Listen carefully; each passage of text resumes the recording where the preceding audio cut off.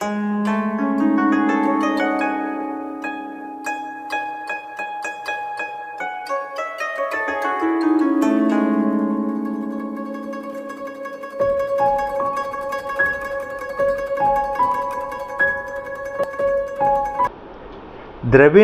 സവർച്ചസം, ഈ ധനം, ഏറ്റവും വലിയ ധനസമ്പത്തും തേജസ്സും ഞാനാകുന്നു. എന്താ ധനം? നമ്മൾ ഓരോ പ്രവൃത്തിയും ധനം നേടാൻ വേണ്ടിയിട്ടാണ്. അതുകൊണ്ട് നമ്മൾ സന്തോഷം നേടാൻ വേണ്ടി ശ്രമിക്കുന്നു. ധനം കൊണ്ട് സന്തോഷം ഉണ്ടാവുമോ എന്ന് ചോദിച്ചാൽ നമ്മളെന്താ വിചാരിക്കുന്നത്? ഓരോ വസ്തുക്കളെ വാങ്ങിക്കഴിഞ്ഞാൽ, നേടിക്കഴിഞ്ഞാൽ അതെനിക്ക് സന്തോഷദായകമാണ് എന്നാണ്. വീട്, വാഹനം, പദവി, പത്രാസ്, അവാർഡ്, ഇതൊക്കെ കിട്ടാൻ വേണ്ടി പല കാര്യങ്ങളും ചെയ്യും. പക്ഷേ ഇതൊക്കെ താൽക്കാലികമായിട്ടൊരു സന്തോഷം തരും എന്നല്ല, കുറച്ച് കഴിഞ്ഞാൽ സന്തോഷം പോയി, ഏത് വഴിക്ക് പോയി. നമുക്ക് പെർമനൻ്റായിട്ടൊരു സന്തോഷം തോന്നുകയാണെങ്കിൽ നമ്മൾ വേറൊന്നിനു വേണ്ടി കൊതിക്കില്ല. എന്ന് പറഞ്ഞാൽ കിട്ടിയത് പോരാ, എന്തോ പിന്നെയും കിട്ടാനുണ്ട്. അപ്പോൾ അത് നേടിയെടുക്കാൻ വേണ്ടി ശ്രമിക്കും. ആ ശ്രമമാണ് ധനാർജനത്തിൻ്റെ ശ്രമം. അതിനാണ് ധനം എന്ന് പറയാൻ കാരണം. ഇവിടെ ബ്രഹ്മമായത് കാരണം ബ്രഹ്മം നേടിക്കഴിഞ്ഞാൽ പിന്നെ ഒന്നുമില്ല. ആത്മസാക്ഷാത്കാരം നേടിക്കഴിഞ്ഞത് ആൾക്ക് പിന്നെ ലോകം മുഴുവൻ അയാളേതാണ്. ഏറ്റവും വലിയ ധനവാൻ ആത്മജ്ഞാനിയാണ്. ഇവിടെ ലോകത്തിൽ ഇപ്പോൾ ഈ ഒരു തിയറി പറയില്ല, ഉള്ളവനും ഇല്ലാത്തവനും എന്നൊരു തിയറി പറയും. ഭാരതത്തിൽ മാത്രമേ ഉണ്ടായിട്ട് വേണ്ടാത്തവനുള്ളൂ. കാരണം അവർക്ക് അറിയാം ഇതൊക്കെ ഞങ്ങളിലാണ്. അവരതിൻ്റെ പിന്നാലെ ഓടി നടന്നില്ല. ത്യാഗമുണ്ട് അവർക്ക്. അപ്പം ഇവിടെ പറയുന്നു, ഞാൻ ആത്മജ്ഞാനി. ഈ ആത്മജ്ഞാനമാണ് ഏറ്റവും വലിയ ധനം, ബ്രഹ്മം.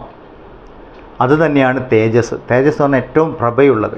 ഏതൊന്നിൻ്റെ പ്രഭയിൽ മറ്റൊന്ന് പ്രഭയില്ലാത്തതായി അനുഭവപ്പെടുന്നുവോ അത് തേജസ്സാണ്. ഇപ്പോൾ സൂര്യൻ ഉദിച്ചു വന്നു കഴിഞ്ഞാൽ, നട്ടുച്ച സമയത്ത് നമ്മളൊരു മെഴുകുതിരി കത്തിച്ച് വെച്ച് കഴിഞ്ഞാൽ മെഴുകുതിരി കാണില്ല. അതിൻ്റെ അർത്ഥം അതിന് ഫ്ലെയിം ഇല്ല എന്നല്ല. ആ ദീപം, ആ നാളം അവിടെയുണ്ട്.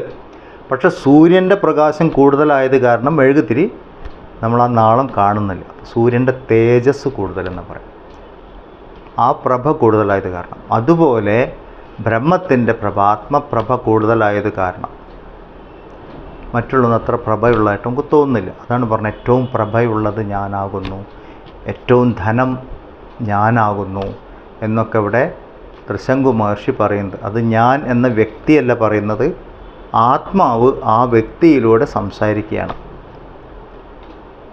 എന്നാലേ നമുക്ക് മനസ്സിലാവുള്ളൂ. ആത്മാവ് സംസാരിക്കുക എന്ന് വെച്ചാൽ ആത്മാവ് സംസാരിക്കില്ല. പക്ഷേ ആ ബ്രഹ്മാനുഭൂതി എങ്ങനെ ലോകത്തിനോട് പറയും? ഇങ്ങനെയൊക്കെ പറയാൻ പറ്റുള്ളൂ. ഇതിൽ നിന്ന് നമ്മൾ കേട്ട് മനസ്സിലാക്കുക എന്നുള്ളതാണ് പറയുന്നത്. സൂര്യനിലെ ഊർജം പോലെ, ചൈതന്യം പോലെ ഞാൻ സ്വയം പ്രകാശകമാണ്, അനശ്വരമാണ്, ഏറ്റവും ശ്രേഷ്ഠമായ ധനമാണ്, ഒരിക്കലും നശിക്കാത്ത ധനമാണ്, ഏറ്റവും വലിയ ശക്തിയുള്ള പ്രഭയാണ്. അപ്പോൾ എല്ലാം കൊണ്ടും പൂർണ്ണതയാണ്. ശക്തി കൊണ്ടും പ്രകാശം കൊണ്ടും എല്ലാം പൂർണ്ണതയിലാണ് ഞാൻ, ബ്രഹ്മം എന്ന് പറയണു. അതിൻ്റെ ശേഷം പിന്നെ എന്ത് പറയണോ? സുമേധ അമൃതോക്ഷിത, ഒരിക്കലും നശിക്കാത്ത അമൃതമാകുന്നു ഞാൻ. സുമേധ, നല്ല ബുദ്ധി. എന്താ നല്ല ബുദ്ധി എന്ന് പറഞ്ഞാൽ, നമ്മൾ സ്കൂളിൽ പറഞ്ഞ ഇൻ്റലിജൻറ്റ് എന്ന അർത്ഥത്തിലല്ല അവിടെ പറയാം. അറിവാണ്. എന്താണ് അറിയുക? അനുഭവങ്ങളെ അറിയുന്നവൻ, എല്ലാവിധ അനുഭവങ്ങളെയും സർവജ്ഞാനി എന്ന് പറയും ആത്മാവിനെ. സർവജ്ഞാനിത്വം എന്ന് പറഞ്ഞാൽ എല്ലാ വിഷയവും അറിയുക, അല്ലെങ്കിൽ എല്ലാ സബ്ജക്റ്റും പഠിക്കുക എന്നല്ല. എല്ലാ അനുഭവങ്ങളും എന്നിലൂടെ കടന്നു പോകുന്നു, ഞാൻ സാക്ഷി മാത്രം. അപ്പോൾ ആ സാക്ഷിഭാവത്തിലൂടെയാണ് എല്ലാം സംഭവിച്ചു കൊണ്ടിരിക്കുന്നത്. അതുകൊണ്ട് ഞാൻ എല്ലാവരും, ഇപ്പോൾ എൻ്റെ മുന്നിൽ കൂടെ എല്ലാ വണ്ടിയും വാഹനമൊക്കെ പോയി, ഞാൻ എല്ലാം കണ്ടുകൊണ്ടിരിക്കുകയാണ്. അപ്പം ഇനി ഞാൻ പറയുകയാണ്, ഇങ്ങോട്ട് ഇത്ര വാഹനം പോയി, ഇങ്ങോട്ട് ഇത്ര വാഹനം പോയി എന്ന് പറഞ്ഞാൽ സകല എന്താ പറയുക, ട്രാഫിക്കിനെ കുറിച്ച് എനിക്കറിയാം, എത്ര വണ്ടി പോയി എന്ന് പറയുന്നത് പോലെ സകല അനുഭവങ്ങളും എന്നിലൂടെ വന്നു നിന്ന് കടന്നുപോയി, ഞാനതിന് സാക്ഷിയായിരിക്കുന്നു. സർവജ്ഞാനി. ഇതെല്ലാവരുടെ ഉള്ളിലും ഇതാണ്. എല്ലാ ജീവികളുടെയും അവസ്ഥാത്രയങ്ങൾക്ക് സാക്ഷിയായിട്ട് തുരീയം ഉണ്ട്. നമ്മൾ പല പ്രാവശ്യം പറഞ്ഞതായത് കാരണം ഞാൻ വീണ്ടും അത് റിപ്പീറ്റ് ചെയ്യുന്നില്ല. അപ്പോൾ ഇവിടെ എല്ലാ ജീവികളെക്കുറിച്ചും എല്ലാ അനുഭവ മണ്ഡലങ്ങളെക്കുറിച്ചും ഭഗവാന്റെ ബ്രഹ്മത്തിൻ്റെ സർവ്വവ്യാപിത്വം, സർവശക്തിത്വം, ധനം, വർച്ചസ് എന്നൊക്കെ പറഞ്ഞു. ശക്തിയെക്കുറിച്ച് കാണിക്കുന്നത് സർവശക്തിത്വം, സർവവ്യാപിത്വം, ഇവിടെ സർവജ്ഞാനിത്വം. 3 കാര്യങ്ങളാണ്. ബ്രഹ്മലക്ഷണങ്ങൾ പറയുന്നത് അങ്ങനെയാണ്. സർവജ്ഞാനിത്വം, സർവവ്യാപിത്വം, സർവശക്തിത്വം. ഇത് 3 ഞാനാകുന്നു, ബ്രഹ്മമാകുന്നു. ഇതാണ് പറയുന്നത്. ഇതാണ് ലക്ഷണങ്ങളിലൂടെ ബ്രഹ്മത്തിനെ കുറിച്ച് പറയുക എന്ന് പറഞ്ഞു. ഇതൊരു അനുഭവം, ആത്മാനുഭവത്തിൻ്റെ വെളിച്ചത്തിൽ ത്രിശങ്കു മഹർഷി ലോകത്തിനോട് വിളിച്ചു പറഞ്ഞ കാര്യമാണ്.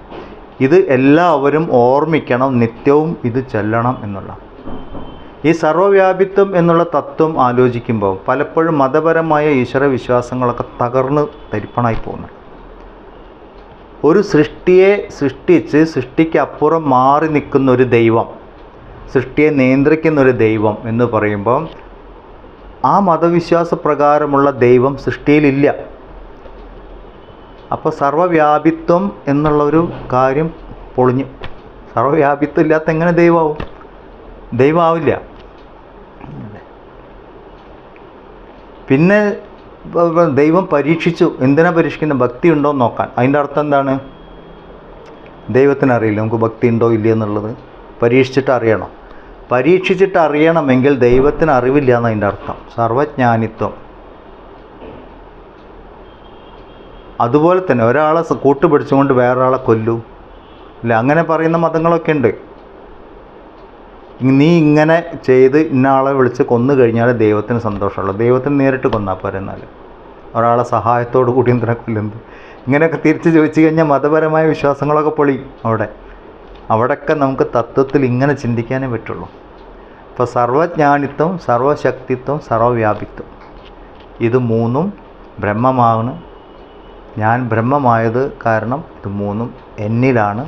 ഈ കാണുന്ന സംസാരത്തിനെ മുഴുവൻ നിലനിർത്തുന്ന ചൈതന്യം ഞാനാകുന്നു. എന്നിലെ സങ്കല്പശക്തിയാണ് ഈ പ്രപഞ്ചമായി മാറിയിരിക്കുന്നത് എന്ന് ത്രിശങ്കു മഹർഷി നമ്മൾക്ക് വേണ്ടി പറഞ്ഞു തന്നിരിക്കുന്നു. അപ്പോൾ ഈ മന്ത്രം 10ാമത്തെ അനുവാകം നമ്മൾ എന്നും വായിക്കണം. ഞാൻ ഒന്നും കൂടി വായിക്കാം.